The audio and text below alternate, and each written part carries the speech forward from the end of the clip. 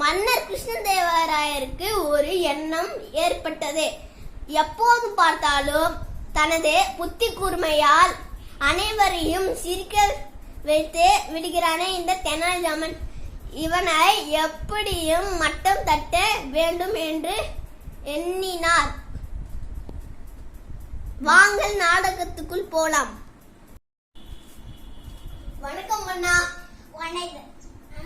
வா தெனாலிராமனே, உன்னை தான் எதிர்பார்த்தேன். அப்படியா அண்ணா? அது என் பாக்கியம். தெனாலிராமன், நேற்று இரவு நான் தூங்கும் போது ஒரு கனவு கண்டேன். அது என்ன கனவு அண்ணா? வழக்கு போல நம்ம உள்ளார் செஞ்சோம். நான் தேன் கொள்ளையிலையும் சாகரையும் மீதிட்டேன்.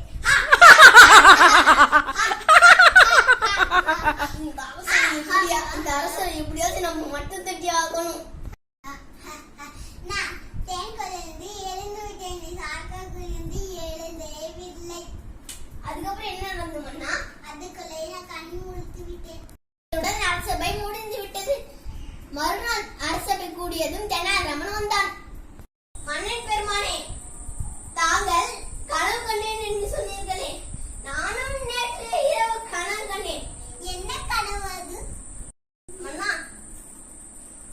தாங்கள் தேன் குழியிலிருந்து ஏன்று நின்று விட்டீர்களா?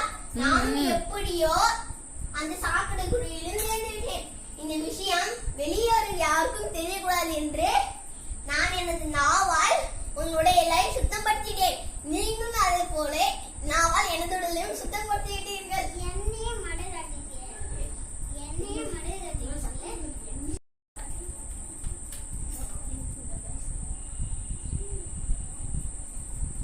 அறிவிக்கு இந்த பரிசு.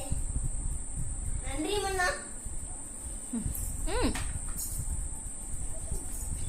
பார்த்தீர்களா தெனாலிராமனின் புத்தி கூர்மையும் சாமர்த்தியத்தையும்? எப்படி இருந்தது நாடகம்?